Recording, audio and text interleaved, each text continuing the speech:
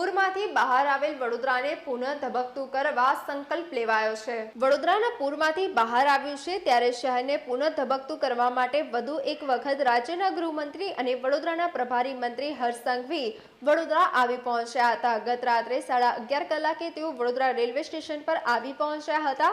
ત્યારબાદ પ્રથમ તેમણે વડોદરાની મધ્યમાંથી પસાર થતી વિશ્વામિત્રી નદીની કાલાઘોડા બ્રિજ પર મુલાકાત લીધી હતી।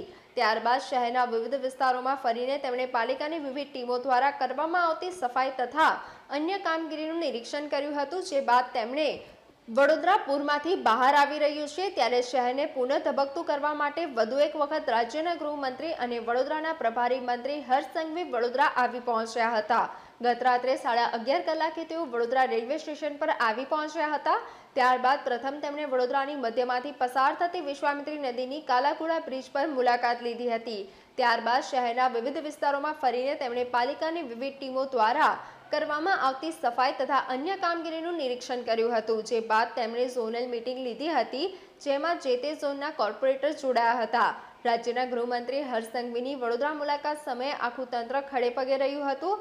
અગાઉ પૂરગ્રસ્ત વડોદરાની મુલાકાતે આવેલા રાજ્ય સરકારના 2 મંત્રીઓએ ડમ્પર બેસીને નિરીક્ષણ કર્યું હતું। તેનાથી તદ્દન વિપરીત ગૃહમંત્રી હર્ષ સંઘવીએ ગ્રાઉન્ડ પર જઈને લોકસંપર્ક સાધીને સ્થિતિ જાણવાનો અને ત્યારબાદ તેને સુધારવાનો પ્રયત્ન કર્યો છે।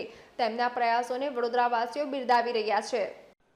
આજે સવારથી 29 નંગ ડિસિલ્ટિંગ ગ્રેપ બ્રેકેટ, 25 નંગ jetting machine, 19 suction machine, 5 set super suction machine, 3 રિસાયકલર machine, 130 જેટલા JCB machine, 167 Hyva truck dumper અને 214 જેટલા ટ્રેક્ટરોનો ઉપયોગ લઈ હમણાં એટલે કે રાત્રે 12 વાગ્યા સુધી 19 વોર્ડમાં આજના 24 કલાકમાં 1800 મેટ્રિક ટન કચરો ઉપાડી લેવામાં આવ્યો છે।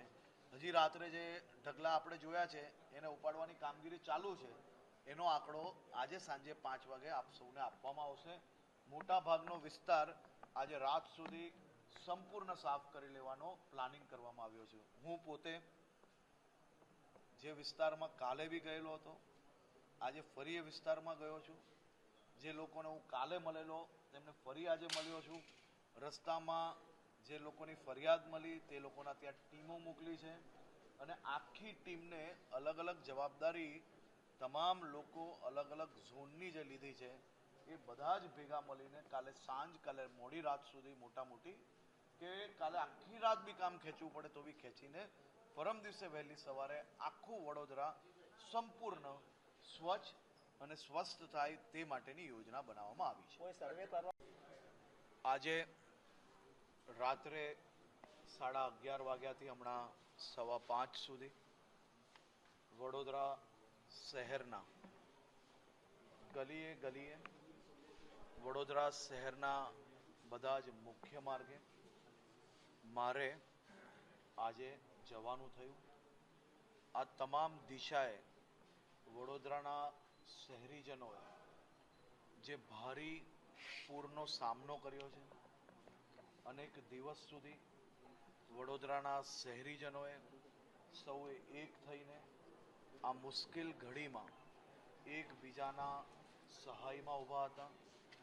અનેક વડોદરા શહેરના નાગરિકોને મળવાનું થયું। સૌ નગરજનોને 2 હાથ જોડીને વંદન કરીને જે લોકો પૂરની તકલીફમાં નહોતા એ સૌ નગરજનોએ જે નગરજનો પૂરની તકલીફમાં હતા તેની મદદમાં ઊભા હતા એવા નગરજનોને સૌ ચૂંટાયેલા પ્રતિનિધિ, સરકારી તંત્ર સાથે મળીને આભાર બી માન્યો। સાથે સાથે આપણા વડોદરા શહેરમાં આ મુશ્કેલ ઘડીનો સામનો કરીને આજે જે પ્રકારે છેલ્લા અનેક દિવસથી રાત દિવસ એક કરીને વડોદરા શહેરના સૌ સફાઈ કર્મચારીઓ, વડોદરા શહેરના આપે જોયું હશે મુખ્ય માર્ગો ગણતરીના કલાકોની અંદર સાફ કરીને કચરાના ઢગલાઓ બી હવે સાફ કરેલા જે કચરાના ઢગલાઓ છે તેને બી ઉચકવા માટેની એકદમ મોટી ટીમો ચારે દિશામાં લાગી। આજે વડોદરા શહેરમાં આખી રાત આજે સવારે 8 વાગ્યાથી કામે લાગેલા આ આપણા સફાઈ કર્મચારીઓ, વડોદરા મહાનગરપાલિકાની ટીમ, શું માનવું છે જી સર. કે તમે તો ખૂબ સિનિયર પત્રકાર છો, આવી મુશ્કેલ ઘડીમાં કોઈ રાજનીતિ કરવાનો પ્રયત્ન કરે બિલકુલ નહીં સર. એ આપણે ના ચલાવવું જોઈએ. મારી આપને વિનંતી છે કે તમે આજે કેટલાક કિલોમીટરો ફર્યા, તમે જે વિસ્તારની અંદર જ્યાંની ટીમ આવી છે, આ ટીમ અમદાવાદની હોય, સુરતની હોય, આ રાજ્યની ટીમ છે. આ મુશ્કેલ ઘડીમાં આપણે એકબીજાને સહયોગ કરવો એ આપણા ગુજરાતીઓના સ્વભાવમાં છે. જી. આપણે અનેક મુશ્કેલ ઘડીઓનો સામનો કર્યો છે.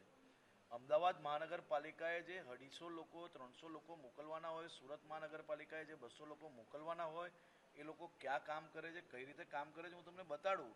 કદાચ અમદાવાદ મહાનગરપાલિકામાંથી 50 લોકો આવવાના બાકી હોય અને અહીંયાથી એ મહાનગરપાલિકા કોઈને અપોઇન્ટ કરીને લે તો એના રૂપિયા એને ચૂકવવાના હોય. એમાં કઈ રીતે એ માણસને તમે આ રીતે કોઈ વ્યક્તિ પોતે રાજનીતિ માટે બરાબર છે આ પ્રકારના વિડીયો બનાવે અને એ વિડીયો તમે સંપૂર્ણ માહિતી, સંપૂર્ણ તપાસ કરો. એમાં કઈ બી ભૂલ હશે તો હું કાલે બી આવવાનો છું, મને જરૂરથી પૂછજો, હું જવાબ આપવા બંધાયેલો છું. મેં બધી જ તપાસ કરી છે. પરંતુ કોઈ વ્યક્તિ એવું કહેતું હોય કે કોઈને પગાર ના આપ્યો હોય, કોઈની જોડે ચીટિંગ થયું હોય, એવા એક બી વ્યક્તિ હોય તો એના નામ જોડેની માહિતી મને જરૂરથી, હું જાહેરમાં કહું છું, એવા એક વ્યક્તિની માહિતી જરૂરથી લાવજો. પરંતુ આ પ્રકારે રાજનીતિ કરીને લોકોને ગેરમાર્ગે દોરે એ યોગ્ય છે ખરી? બિલકુલ. આવી મુશ્કેલ ઘડીમાં આ પ્રકારની રાજનીતિ કરવાની? અચ્છા સર, એક સવાલ એમ. આ આપણા લોકો છે જી સર. અને એને પડેલી તકલીફ અમને નહીં કહેશે તો કોને કહેશે? જી. જે પોતાના માનતા હોય, બિલકુલ સર. જેની પર વિશ્વાસ હોય, એને જ તો તકલીફ કે, અને એની તકલીફ જ તો દૂર કરવા માટે અમે લોકો છીએ. જી સર. એટલે ક્યાંય બી આપણે જોયું હશે, કોઈ બી લોકો રસ્તામાં બી ઉભા રહ્યા હશે તો અમે આખી કોન્વે ઊભી રાખીને હાથ બતાડ્યો હશે તોય ઉતરીને મળ્યા છે, એની તકલીફ બી સાંભળી છે, એને સાચી વાત જણાવી છે. અને કોઈ જગ્યા પર મીડિયાને બી દૂર રાખવાનો પ્રયત્ન નથી કર્યો અને કોઈ લોકોને બી દૂર રાખવાનો પ્રયત્ન નથી કર્યો. ખુલ્લા મને જ મળ્યા છે અને ખુલ્લા મને મળશો છેક સુધી વધુમાં વધુ લોકોને સાંભળશો. અને એ અમારા છે, અમે એમના છે, એ અમને જ કહેશે, એનો હક છે. એને તકલીફ ભોગવી છે તો એ જરૂરથી કહેશે ને અમારે સાંભળવાનું બી છે ને એનો રસ્તો બી નીકાળવાનો છે. અને રસ્તો નીકાળવા માટે જ આજે એક રાત નહીં, રાતે રાત જાગશો પરંતુ એક બીની તકલીફ નહીં રહેવા લઈએ, બધી જ તકલીફો દૂર કરશો. સાહેબ, આટલું સરસ